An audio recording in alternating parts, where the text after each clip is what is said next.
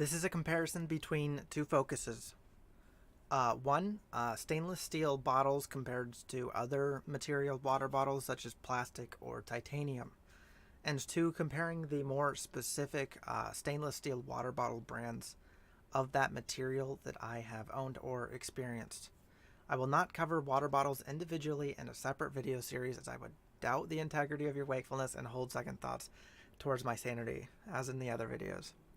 The major pros and cons I have come with for stainless steel bottles follows. Pros. 1. Stainless steel cooks or boils as long as it is a single walled piece of stainless steel. Therefore, it works well for camping and the necessary needs, perhaps, of boiling water while you're camping. If you per se run out or are not car camping and haven't brought several liters of excess water. So what I mean by single walled is basically everything up to here. This is single walled as well. These are double walled. Don't know if there's really a ding test. You can kind of hear that if it's not touching another surface. Not so much with that one, but you get the point. Regardless, double walled means that there's two walls of stainless steel. Sometimes there's foam in between them, but it's meant to be there so that water doesn't perspire onto the surface, one, but also so that it will hold the hotness or coolness of the liquid for a longer period of time. Usually, like while this single walled material might stay hot or cold for about an hour or so, something like this can stay up hot or cold for about 24 hours in some extreme cases. So that would be the incentive behind getting double walled, with the big disadvantage that you should not cook with double walled materials. It will heat very slowly if you're trying to boil with it, but it also might decrease the integrity of the design by causing excess pressure in between both layers. So, number 2, stainless steel water bottle designs have a lot of product testing behind them. Even compared to plastic, which there's more plastic water bottle designs out there, stainless steel bottles have obviously been made for about 100 years or probably more. So, better stainless steel designs do exist, and there is a wider market for competition, especially when you compare it to titanium, which is a big problem for titanium. 3.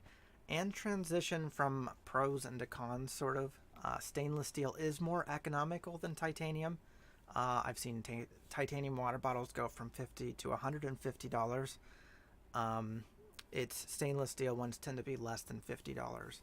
However, stainless steel is not as cheap as plastics. Most stainless steel designs are at least about $20, depending. So it serves as a plastic's cheaper but cookable brethren, or a middle ground in price in terms of plastics comparison to something like titanium. And so even though stainless steel's shape is prone to deforming, stainless steel is less likely to shatter and fail in its function entirely compared to plastics. In other words, as you might have seen with my Nalgene video, you're more likely, if you drop a plastic container, it'll scratch or it'll just completely shatter. Whereas something like this, as I'll show ahead, certainly when you drop a stainless steel bottle with the added weight, there is an increased chance of denting, such as here, as you might be able to see. And you can see here with this lip on the bottom. So when you drop something like this, especially, I guess it really doesn't depend, because if it's a thinner material, stainless steel, it's more likely to bend. But if you have a really thick stainless steel like these Nalgene Guyot designs, they the added weight will also make it more prone to deforming, increasing the impact when it hits the ground. So going on to cons. 1. Compared to plastic and titanium, stainless steel is the much heavier brethren of the bunch, usually, and that is without sacrificing its structural integrity. As I said, if it's light, it's still just as likely to dent when you drop it. So unless properly equipped, stainless steel does not carry as well, especially if you're trying to save pounds while you're camping or traveling. 2, with stainless steel's weight and the nature of the material, stainless steel is known to dent on drop, as I just showed you, especially something like this that's double-walled, and I'll explain that a little bit more ahead. So again, something like that. I mean, that was only one drop, whereas something thicker like this took several before I saw a dent form. So compared to plastic and titanium, it's heavier and it's more likely to dent on drop. 3, stainless steel does not corrode, or it does corrode and rust, and not all stainless steel is made equal. There's many different varieties of stainless steel. Think the Nalgene's, for example, use 304, which is often used on in like something that you would cook with, such as a pot. But there are definitely, especially if you're going to pay cheaper for it, lower qualities of it that are going to be more likely to corrode and rust. And even though drinking rust, as far as I know, is not a problem, the bacteria in rust, if it goes into your bloodstream, is not good for you. So again, you have many different ranges of quality in stainless steel. 4, and as such, some questionable stainless steel will leach, especially the lower quality form of the stainless steel, will leach particularly into the flavor of what you drink. Most likely you'll only notice this if you're drinking water, and it's definitely much less likely to leach into the flavor like plastics do, and plastic is definitely one of the worst in terms of leaching, but it's worth noting nonetheless, especially compared to something like titanium or glass or ceramic, which I have not detected any flavor leaching. So what brands would I recommend the most? And I'm going to do this one like the plastic. I'm going to have 2 with sort of an alternative pick, and then I'll just mention just a couple more names out there. So 1, I would recommend Guyot Designs, but it's now been bought out and rebranded under Nalgene. Both of these are the Guyot Designs ones. This is 40 ounces, this one's 32 ounces. So what I like most is that it uses a higher quality, like I said, 304 stainless steel. It's relatively heavy, single steel body. Even this plastic cap with its nylon cord, you can replace. You can sort of undo it from here. This also means, though, that because it's much heavier, it's prone to denting like other stainless steel products. Regardless, though, I think this one wins the, again, there's that dent around here somewhere, right here. So even though it's ultimately prone to denting like anything else, it's the least likely to sort of fail completely by dropping it. And I've even seen cases with these designs where people can hammer the dents back into something usable, because if you're going to keep dropping it on the bottom, eventually it won't be able to stand back up on itself, which is one of the bigger complaints I've seen received for this smaller 32 ounce design with its smaller bottom. So biggest recommendation for a single wall heavier design. So 2, if you're looking for a double walled water bottle design, like I said, with its benefits of being able to retain temperatures but not being able to cook, I would recommend both Stanley and Hydro Flask, what you see here. While both use a thinner and much more dentable steel than I just mentioned with the Guyot Designs, I think Stanley has the unusual design decisions here. So, what was I going to say? That Stanley has unusual design decisions, but they both function well enough for what they sell.